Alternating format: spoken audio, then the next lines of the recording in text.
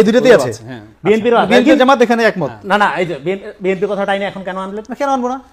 আমার কথা শেষ করতে দেন। এটা খুবই খারাপ, আমরা তো সপক্ষ, খুবই খারাপ কাজ করছেন আপনি। না রনি ভাই, আমরা সপক্ষের কথা বলতে হবে। একদম আমার কথা শুনেন আপনি। না আমাদের তো বলতে হবে, ন্যারেটিভ তৈরি করার চেষ্টা করবেন না, আমাদের দায়িত্ব এটা, সপক্ষের কথা বলতে হবে, নিরপেক্ষ থাকার চেষ্টা করেন। আপনি ন্যারেটিভ তৈরি করা হচ্ছে এখানে বিএনপি জুলাই সনদের বিরুদ্ধে, সংস্কারের বিরুদ্ধে। নির্বাচনে যে যাচ্ছে বিএনপি তার সংস্কারের আলাদা কর্মসূচি ঘোষণা করে নাই। সে হা বা না ভোট যেটার পক্ষে বিপক্ষেই বলুক না কেন, তার তো সংস্কার এজেন্ডা আছে। তার কি রাজনৈতিক দল হিসেবে এই রাইট নাই যে আমার সংস্কার এজেন্ডা হলো এইটা? যার মধ্যে আমি যদি এই সংস্কারকে না করি তাহলে আমি জুলাই বিরোধী হয়ে গেলাম। রনিবার একটা বিষয় নিয়ে আসি। একটু আগে রনিবার সাউন্ড দেখে আমার কাছে যেটা মনে হচ্ছে যে সত্যকে নিতে পারছেন না, মানে না মিথ্যাকে নিতে পারছেন না। সরি আমি আসি, মিথ্যার প্রতিবাদ করেছি, আমি আসি, ন্যারেটিভ তৈরি করব, আমি আবার প্রতিবাদ করব। নোট অফ ডিসেন্ট যখন সবাই জামাত দিলে সমস্যা, আমি শেষ করি। আপনার কথা আমি ইন্টারফেয়ার করি নাই। মিথ্যা বললে আমি ইন্টারফেয়ার করব। না আপনি আপনার সময় আপনি কথা বলছেন, আপনার সময় কথা বলছেন, এটাই কোনো স্বাধীনতা। আপনি যদি কথা বলার সুযোগ না দেন, সন্ত্রাস করার স্বাধীনতা থাকে না। এটা সন্ত্রাস বলেন আপনি আমাকে কথা বলতে সুযোগ দিবেন না, এটা সন্ত্রাস। মিথ্যা বলতে সুযোগ দিবেন। আমি আসি, দেখেন উনি এই জামাত নোট অফ ডিসেন্ট দিয়েছে, এটা খুব খারাপ লাগছে। কিন্তু বিএনপিতে নোট অফ ডিসেন্ট দিয়েছে, এটা খারাপ লাগছে না। আমাদের এলাকায় একটা কথা বলে, আমার এই জামাইটা ভালো আমার মেয়ের কথা শুনে, আমার ছেলেটা খারাপ তার বউয়ের কথা শুনে, অন্যের কথা শুনলে তখন খারাপ লাগে। দেখেন আজকে এই যে রনি ভাইরা, আমি মনে করি শেখ হাসিনা ফ্যাসিস্ট হয়েছে কেন জানেন? এই যে সুশীলরা যে তাকে তেলামি করতে গিয়ে ফ্যাসিস্ট হয়েছে। সাংবাদিক মানে কি? সাংবাদিক হচ্ছে সমাজের দর্পণ। সাংবাদিককে মানে আয়না স্বরূপ, সংবাদদাতাকে আয়না স্বরূপ বলা হয়। আর আমাদের শরীয়তে যেটাকে বলে একটা মুমিন আয়না স্বরূপ। আয়নাতে আপনি কি দেখবেন? আয়নাতে আপনি দেখবেন আপনার মুখে কি দাগ আছে, সেই দাগগুলো দেখবেন। আয়নাতে আপনি সেটা দেখবেন। আজকে সাংবাদিকরা আপনি দেখেন, এই রনি ভাই যে এই সাংবাদিকদের যে প্রোগ্রামে গিয়েছিলেন, উদ্বোধনী বক্তব্য উনি দিয়েছেন, 7 মিনিট কথা বলেছেন, আমি পুরো বক্তব্যটা আমরা শুনেছি। উনিবার যে বয়সে, আমার যে বয়স, এই বয়সে প্রত্যেকটা ইউনিভার্সিটির যে সভাপতিগুলো ছাত্র দলের, এই সভাপতিগুলো সেম বয়সের, অথচ তারা এখন ছাত্র দলের সভাপতি, আর আমরা আজকে পেশা আসছি 10-12 বছর। আমার খুব ভালো লাগতো রনি ভাই যদি সেদিন ধরে ভুলগুলো ধরিয়ে দিতেন। কিন্তু আপনি সেখানে কি করলেন? আপনি সেটা করলেন না। আপনি 7টা মিনিট নিজের মতো করে 7টা মিনিট বক্তব্য দিলেন। সেটাকে দর্পণ বলে না, সেটাকে সংবাদপত্রের দর্পণ বলে না। এই রনি ভাই ওই দিন সংবাদপত্রের প্রোগ্রামে গিয়েছেন, তার আগের দিন তারেক রহমান সাহেবের সাথে দেখা করেছেন। উনি পরে বলছেন কেন ওদিন কেন প্রকাশ করেন না তার আগের দিন তারেক রহমানের সাথে উনি দেখা করেছেন? তার মানে তাহলে আপনি সুশীল কেন সাজলেন? আপনাকে অবশ্যই বলতাম আমি বিএনপিকে ওন করি, আমি বিএনপির ন্যারেটিভকে ওন করি। আপনি যদি বিএনপির ন্যারেটিভকে ওন করেন সেটা আপনাকে প্রকাশ্যে বলতে হবে, কিন্তু আপনি সেটা প্রকাশ্যে বলছেন না। আপনি বলছেন আমি সুশীল, আবার আপনি জামাত করেন, আপনি প্রকাশ্যে বলছেন, আপনি ঢাকা বিশ্ববিদ্যালয়ে জামাত করছেন, শিবির করছেন। এটা সমস্যা এখানে আপনি সুশীল একদিকে ছাড়ছেন, আবার আমার ন্যারেটিভ গ্রহণ করছেন, আবার আপনি বলছেন আপনি এটা ওন করছেন। এটা তো সমস্যা। আপনি বলেছেন যে আমরা ইউনিটি গভর্নমেন্ট তৈরি করতে চাই। যখন আপনার ভালো সময় ছিল না তখন আপনি ইউনিটি গভর্নমেন্টের কথা বলেন, যখন আপনার সুসময় আসছে তখন আপনি ইউনিটি গভর্নমেন্টের কথা বলবেন না। তার মানে জামাত যেটা বলছে এটা তারেক রহমান আগে বলেছেন ইউনিটি গভর্নমেন্টের কথা। ইউনিটি গভর্নমেন্ট মানে কি? আমরা জোটবদ্ধ এই জাতীয় পার্টির মতো সরকার না। জাতীয় পার্টিকে আমি 10-12টা সিট দিলাম, তাদেরকে আমি বিরোধী দল বানাবো, এটা ইউনিটি গভর্নমেন্ট মানে আমরা বিরোধী দলকে সহ্য করতে পারি না, যে বিরোধী দলকে আমি মানুষে মনে করি না। সেটা না করে একসাথে 5টা বছর একসাথে কাজ করে বাংলাদেশকে মিডিয়াতে আছে, আপনারা শুনবেন এবং ওনার কথা শুনবেন। মিথ্যাচারটা আপনারা যাচাই করবেন। দর্শকদের আমি অনুরোধ করছি, মিডিয়া ফ্যাসিবাদী ভূমিকা পালন করার বিষয়গুলো পুঙ্খানুপুঙ্খরূপে আমি বর্ণনা করেছি। মিডিয়ার যে চরিত্র হননের কালচারটা ওই সময় থেকে শুরু হয়েছিল, এবং যেটা আজকে সোশ্যাল মিডিয়াতে ফটোকাট সাংবাদিকতা নামে মহামারী আকারে শুরু হয়েছে, এবং যেটা আমাকে নিয়েও করা হচ্ছে, ওনার দলের লোকজন করছে, সেটা করা হচ্ছে। এবং আমি মেইনস্ট্রিম মিডিয়া করছেন, আপনি এবার মিডিয়ার কথা বলছি, সোশ্যাল মিডিয়া আছে, অনেক নামে পত্রিকা আছে। ফলে উনি যেটা বলতেছে তারেক রহমানের, আমি পুরো বক্তৃতায় তারেক রহমানের নামও নেইনি, কোনো তেলবাজি ছিল না, কোনো প্রশংসা ছিল না, আমি ওনাকে আহ্বান জানিয়েছি যে আমি তারেক রহমান বা বিএনপিকে আহ্বান জানিনি। আমি বলেছি যারা নির্বাচিত হবেন আপনারা গণতন্ত্রকে প্রাতিষ্ঠানিক রূপ দিবেন।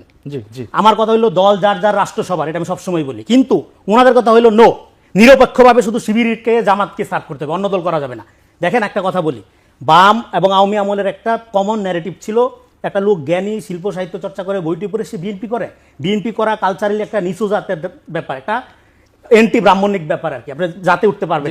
সেই নোশনটাই ওনারা চালু করতেছে। হ্যাঁ, আপনি বিএনপি করেন প্রকাশ্যে বলেন, আর এবার প্রকাশ্যে আবার গোপন হওয়ার কি আছে? আমি বাংলাদেশ পন্থার রাজনীতি এখানে বিকশিত করি। 2 দিন আগে আমাকে জামাত বলা হয়েছে, 3 দিন আগে আমাকে এনসিপি বলা হচ্ছে, এখন আমাকে বিএনপি বলা হচ্ছে, কোনো সমস্যা নেই। হ্যাঁ, আমি এখানে একটা গণতান্ত্রিক মূল্যবোধ ধারার একটা কালেকটিভ প্লুরাল এবং টলারেন্সের একটা রাজনীতির কথা আমি বলি। কিন্তু এই রাজনীতিটাকে আপনার একটা ন্যারেটিভ, ফেক ন্যারেটিভের মধ্যে যেমন মিথ্যাচার তৈরি না করাই ভালো। না, এই যে উনি যেটা বলল যে তারেক রহমানের সামনে গিয়ে আপনি একটা মিডিয়ার প্রোগ্রাম, একটা মিডিয়ার প্রোগ্রাম যেখানে আমি অন দ্য পয়েন্টে আমাকে সুযোগ দিবেন। না, 5 সেকেন্ড বল, 5 সেকেন্ড আমি শেষ করে বলবো। তাহলে আমি শেষ করি। মাসুদ ভাই, এই যে বিএনপি জামাতের লড়াই আমরা দেখছি, এই লড়াই কি নির্বাচন পর্যন্ত টানতে হবে? এটা পুরো থামবে কি মনে হয়? মিথ্যার উপর দাঁড়ায় কোনো রাজনীতি একদম ছোট করে শেষ করবেন, থামবে না। তাহলে কি হবে নির্বাচন আগামী? চলবে এরকম হোক। ফলাফল কি আবার সেই আজকে যদি বলা হয়েছে, আজকে আপনি জানেন যে অন্তর্বর্তী সরকার একটি ব্রিফিং করে বলেছে কেরামতির 3 নির্বাচন ছিল 14, 18, 24, সেই কেরামতির নির্বাচনেই সংঘাত সংশয় দিবে। সংঘাত সংশয় এক জিনিস, আর এই হাউকাও এক জিনিস। হাউকাও তর্ক তো এটা তো চলতেই পারে, এর সমস্যা কি?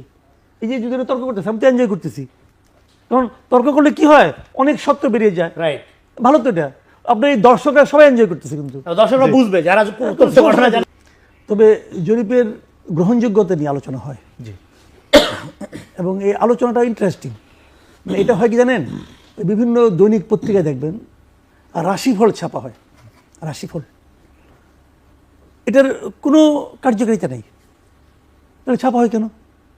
লোকে খুব মন দিয়ে পড়ে এবং পরে বোঝার চেষ্টা করে যে আমি আজকে কন্যা রাশি, আজকে আমার দিনটা কেমন যাবে।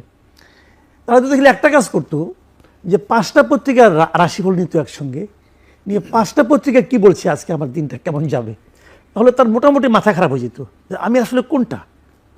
দেখবেন 5 পত্রিকা 5 ধরনের লেখে, মানে যার যা মনে হয় লিখে দেয়। তো তারপরে তো মানুষ পড়ে, পড়ে কেন? ওর এটা আরাম লাগে পড়তে, হ্যাঁ, পড়ার একটা মজা আছে। এই যে কিছু কিছু খাবার আছে না, পেট ভরে না কিন্তু খেতে মজা লাগে, এটা অনেকটা ওরকম আর কি। আর আমার জরিপ হলো ওই জিনিস। আপনি আমাকে বলেন 1 সপ্তাহের ব্যবধানে বাংলাদেশে এমন কি ঘটছে যে 66 থেকে 37 চলে আসবে? কি ঘটছে রে ভাই, এত ডিফারেন্স কি হয় 1 সপ্তাহের ব্যবধানে? তো ঘটনাটা হলো কি, কারা করে জরিপ, এটা হলো ইম্পর্টেন্ট। কোন প্ল্যাটফর্ম জরিপটা পরিচালনা করেছে সেটা হলো ইম্পর্টেন্ট। আমি আপনাকে একটা ছোট্ট এক্সাম্পল দিয়ে বলি। একই বিষয়ে প্রশ্ন, উনি করলে একরকম হবে, আমি করলে আরেক রকম হবে। কেন হবে? আমার একটা প্ল্যাটফর্ম, ওনার আরেকটা প্ল্যাটফর্ম, প্ল্যাটফর্মের উপরে অনেক কিছু নির্ভর করে। ওনারা যে জরিপগুলি করেন, এই যে প্রদেশ সংগঠনগুলো, এরা দেখছে এখানে এই সংগঠনগুলো কেউ নাম জানতো, কেউ নাম জানে, আর নাম ফাটানোর একটা ব্যবস্থা। আমি একটা জরিপ করলাম, এই নামটা একটু ফাটলো। যদি ঘুরিয়ে প্রশ্নটি করি আবার, একটু যদি ঘুরাই দেই, এই যে বিএনপির প্রায় 35%, জামাতের প্রায় 34%, এই যে মানে মানুষের সমর্থন, এটি কি আপনি, আমরা এটাকে ধরলাম জরিপটাকে, এটি আপনি মনে করেন এতটি মানে পার্থক্যটি এত কম বিএনপি জামাতের সমর্থনে? আপনি ধরছেন, আপনি বলবেন, আমি তো এটা ধরি না। বলেন না একটু। আমি তো এটা ধরি না, আমি তো মনে করি না যে এরকম পার্থক্য হবে। আগেটা যেটা হলো 66 আর এখানে হলো 26, এখন হলো 36 আর 37। তো এটা তো হলো না রে ভাই, বললাম তো 1 সপ্তাহের মধ্যে কি দেশের মানুষের মধ্যে চিন্তার মধ্যে এত পার্থক্য হয়ে গেছে? হয়নি। আগের জরিপটা যখন হয়, সেই জরিপটা শুরু করেছিল ডিসেম্বরের 20 তারিখ থেকে 30 তারিখ পর্যন্ত। তার মানে ওই সময়ের মধ্যে, অর্ধেক সময়ের মধ্যে তারেক রহমান আসবে বলা হচ্ছিল, বাকি অর্ধেক সময় তারেক রহমান এসে গেছে। জি। তো যে কারণে জরিপে হয়তো আপনি বলবেন যে একটা ব্যাখ্যা হতে পারে, এই জন্য তার বিএনপির ভোট অনেক বেড়ে গেছে। আবার এরপরে তারেক রহমান এসে গেছেন কিন্তু তেমন কোনো আলোচনায় আসছেন না, অতএব আবার কমে গেছে। এই ধরনের একটা ব্যাখ্যা আপনি দাঁড় করাতে পারেন, কিন্তু এই ব্যাখ্যা আমার কাছে গ্রহণযোগ্য না। আসলে এটা দিয়ে আপনি মানুষের মন বোঝার চেষ্টা করেন না, যারা জরিপ করেছে তাদেরকে বরং চেনার চেষ্টা করেন। জি, এরা কারা? জি, আমরা আসবো একটু। যেটা রনি ভাই আপনার কাছে রাশিফল জরিপের সঙ্গে আমরা তুলনা করছিলাম, আসলে কি তাই না এর বাস্তবতা আছে? আমরা যদি একটু ছাত্র সংসদ নির্বাচনগুলো আগে জরিপ হয়েছিল, এরাই একটু জরিপ করেছিল ডাকসুর আগে, আপনার নিশ্চয়ই মনে আছে, যদি একটু ওইভাবে মাথায় রেখে বলেন।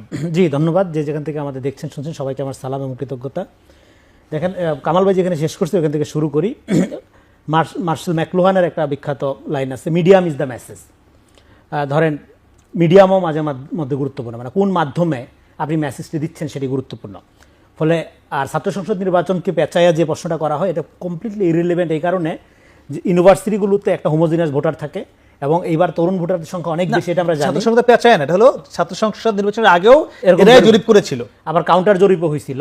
হ্যাঁ, যে এরা এরকম অনেক জরিপ হয়েছিল যে এরা পাস করবে না, এরকম জরিপ দুইটাই হয়েছিল। তো ফলে কিন্তু আমি প্রশ্নটা বুঝতে হবে আপনার, এই জরিপটি যারা করেছে তাদের জরিপটির সঙ্গে ফলাফলের মিল ছিল। হ্যাঁ, তাদের এখন এই সংগঠনটি, আমি বলি এই সংগঠনটি, হ্যাঁ, আপনার ফলাফলের মিল ছিল, কিন্তু 100% মিল ছিল না। কারণ হলো এই ইলেকশনের যে স্ট্রাকচারটা, ডিজাইনটা, সেই ডিজাইনটা এই জরিপ সংস্থাকারী বুঝে নেই। কারণ হলো এখানে কোনো ছাত্র সংসদে শিবির নামে নির্বাচিত হয় নাই, শিবির সমর্থিত অন্য নিরপেক্ষ প্যানেল নির্বাচিত হয়েছে। শিবিরের রাজনীতি নির্বাচিত হয় নাই, কিন্তু মানে শিবিরের ম্যানিফেস্টো, শিবিরের ইস্তিহার, এবং এটা দেখে এটা জনপ্রিয়তায় মুগ্ধ হয়ে পোলাপান দলে দলে ভোট দিয়ে শিবিরকে নির্বাচিত করে নাই। অবশ্যই এখানে নির্বাচিত হয়েছে শিবির সমর্থিত ভিন্ন ভিন্ন নামের প্যানেল ব্যক্তিরা। এবং তারা দীর্ঘ সময় ক্যাম্পাসে কাজ করার সুযোগ পেয়েছে, বাকিরা পায় নাই।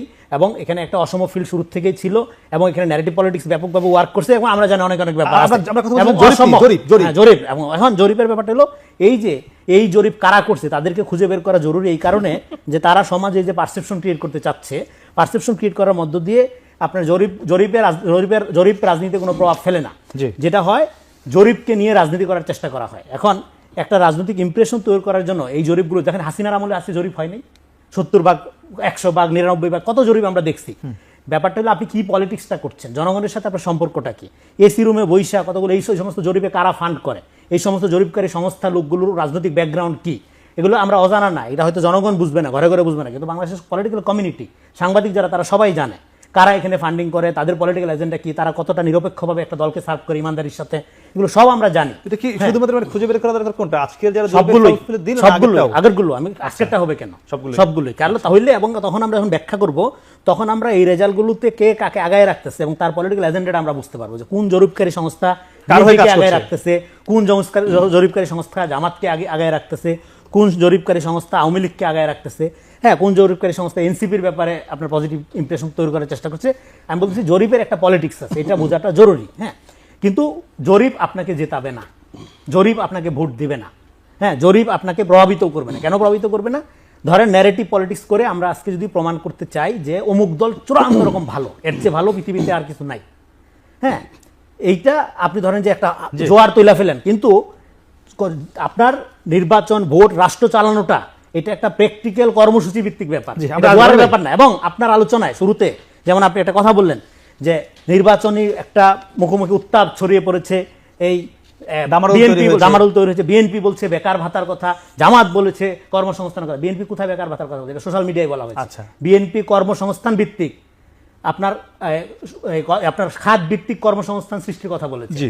আর জামাত কথা বলেছে, জামাত বলছে হরে ধরে কর্মসংস্থান, এটা হাসিনাও বলছে, এরশাদ বলছে, সবাই বলে খাত ভিত্তিক কর্মসংস্থান। একটা উদাহরণ দিই, যেমন শুধু আইটি সেক্টরে আপনার 1 বছরের মধ্যে 10 লাখ কর্মসংস্থান সৃষ্টির একটা প্র্যাকটিক্যাল কর্মসূচি নিয়ে বিএনপি মাঠে নামছে।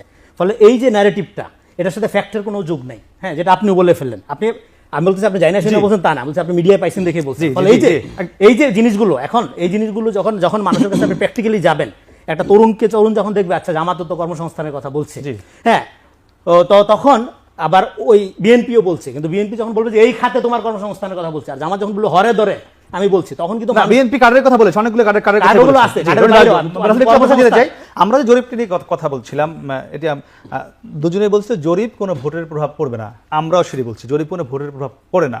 আমার যদি প্রশ্ন খুব স্পেসিফিক, এই জরিপটি যে ফলাফলটি এসছে, এটি কি মনে করেন আপনি একমত কিনে? জরিপের আগে ছিল বিএনপি প্রায় 67%, সেখান থেকে বিএনপির কমে এসছে, জামাত সে কাছাকাছি আছে আগের যে ফলাফল। জি, অসংখ্য ধন্যবাদ রাকিব ভাই আমাকে চমৎকার প্রয়াস অন্তর্ভুক্ত করার জন্য। সাথে আমার দুজন সহ প্যানেলিস্ট আছে, ওনাদেরকেও ধন্যবাদ জানাচ্ছি এবং এখন টিভির যারা দর্শক আছে তাদেরকে অগ্রিম শুভেচ্ছা জানাচ্ছি। দেখেন, আমি নিজেও কামাল ভাই এবং রনি ভাইয়ের সাথে এই ক্ষেত্রে একমত যে জরিপ আসলে এটাকে আমি নিজেও মনে করি না যে জরিপ একটা বড় ধরনের ফ্যাক্ট, কিন্তু বুঝতে হবে এই যে যারা আইআইএলডি এবং জরিপ যারা করছে তারাও কিন্তু বলছে না যে জরিপের প্রভাব ভোটে পড়বে। তারা একটি ফলাফল প্রকাশ করছে, আপনারা প্রভাব পড়বে কিন্তু বলেনি। আইএলডি এবং ন্যারেটিভের যে জরিপটা আজকে হয়েছে, এটাকে আবার ফেলে দেওয়ার কোনো সুযোগ নেই। কেন সুযোগ নেই? আপনি দেখেছেন বিশ্ববিদ্যালয়, যতগুলো বিশ্ববিদ্যালয় ছাত্র সংসদ যে নির্বাচন হয়েছে, এই নির্বাচনের পূর্বে কিন্তু একমাত্র ন্যারেটিভে যারা আজকে যে জরিপটা করেছে, এই ন্যারেটিভে যে জরিপটা করেছে তাদের 99% জরিপটা সত্য হয়েছে। এবং এর বাইরে বাসস বলতেন, এর বাইরে যতগুলো ছাত্র সংসদ নিয়ে জরিপ হয়েছে, কোনোটাই কিন্তু এত পার্সেন্টেজে সঠিক হয়েছে নেই। কিন্তু এই জন্য এটাকে ফেলে দেওয়ার কোনো সুযোগ নেই। দেখেন, রনিবা যেটি বললো যে এটাকে রিলিভেন্ট, মানে বিশ্ববিদ্যালয়ের ছাত্র সংসদগুলোকে এত রিলিভেন্ট নেওয়ার কোনো সুযোগ নেই। আমি বলি ইরিলিভেন্ট হওয়ার সুযোগ নেই। 90 আপনি দেখেছেন, 91 যে ইলেকশনে সবাই সকল কিছুতে সকলেই বলেছে 91 ইলেকশনে আওয়ামী লীগ জয়লাভ করবে এবং কি ভূমিধস বিজয় হবে আওয়ামী লীগের। কিন্তু 90-এর যে ডাকসুর যে ছাত্র সংসদের ইলেকশন, এই ইলেকশনে বড় একটা প্রভাব কিন্তু সে 91-এর ইলেকশনে পড়েছে। এবং অনেকেই এটা ব্যাখ্যা করে যে 90-এর যে ছাত্র সংসদের যে ভূমিধস বিজয় হয়েছে, সেই বিজয়টা 91-তে বিএনপিকে ক্ষমতা আনার জন্য সবচেয়ে বেশি ভূমিকা পালন করেছে। কেন বলছি? দেখেন, একটা পাবলিক বিশ্ববিদ্যালয়, আপনি যদি নর্থ সাউথে কোনো জরিপ করেন, নর্থ সাউথের শিক্ষার্থীদের তারা হচ্ছে এলিট শ্রেণীরা এখানে পড়াশোনা করে। তারপর একটা গ্রামে কোনো স্কুল কলেজে যদি আপনি জরিপ করেন সেখানে নিম্নবিত্ত মানুষজন পড়াশোনা করে। কিন্তু আপনি পাবলিক বিশ্ববিদ্যালয় যতগুলো বিশ্ববিদ্যালয় দেখবেন সেখানে একজন রিক্সা চালকের ছেলে যেভাবে পড়াশোনা করে, একজন ইংলিশ মিডিয়ামের ছেলে সে যেভাবে পড়াশোনা করে, সব লেভেলের একটা প্রতিনিধিত্ব, একটা প্রতিচ্ছবি কিন্তু সেখানে পাওয়া যায়। তার মানে প্রত্যেকটা লেভেলের শিক্ষার্থীদের এই যে ছাত্র সংসদগুলো যে ইলেকশনগুলো হচ্ছে, এই ইলেকশনের যে প্রতিচ্ছবিটা আছে এটাই কিন্তু বাংলাদেশের একটা রিফ্লেকশন। দেখেন রনি ভাই আরেকটা বিষয় নিয়ে আসে, একটু বেশি কিন্তু আসতে আমি হবে। বিশেষ করে রাখি গ্রামে যেমন কৃষক আছে, দিনমজুর আছে, বিশ্ববিদ্যালয়ে কিন্তু তারা কিন্তু আবার নাই। সবাই বিশ্ববিদ্যালয় শিক্ষিত। একটা পাবলিক বিশ্ববিদ্যালয় একটা ছেলে একটা পাবলিক আমরা যখন বিশ্ববিদ্যালয়ে পড়াশোনা করেছি, আমরা যখন এলাকায় যেতাম, এলাকা প্রত্যেকেই আমাদেরকে আইকন হিসেবে চিনতো, তার সন্তানকে নিয়ে আসতো, বল যে মানে আমাদের পরামর্শগুলো গ্রহণ করতো। সেটা এখনো তার মানে ঠিক আছে। একটা পাবলিক বিশ্ববিদ্যালয়ের শিক্ষার্থী একটা এলাকাকে প্রতিনিধিত্ব করে। তার মানে এই যে পাবলিক বিশ্ববিদ্যালয় ছাত্র সংসদের ইলেকশনে যে জয়, এই জয়টাকে ছোট ভাবে নেওয়ার কোনো সুযোগ নেই। তারপরে রনিবা একটা বিষয় নিয়ে আসলো, সেটি হচ্ছে যে ছাত্র শিবিরের যে ছাত্র সংসদগুলো ইলেকশন করেছে, এখানে ছাত্র শিবিরের নামে ইলেকশন করে নাই। দেখেন আমি একটু শেষ করে রাখি ভাই, ছাত্র শিবির নামে ইলেকশন করে নাই। যখন ডাকসুতে জয়লাভ করেছিল তখন সকলেই সুশীলরা বলেছে এবং রনিবারও বলেছে যে এখানে নামে ইলেকশন করে নাই। কিন্তু আপনি দেখেছেন যখন ডাকসু হলো, চাকসু হলো, রাকসু হলো, সর্বশেষ জগন্নাথে ছাত্রদলে আপনি কি দেখেছেন?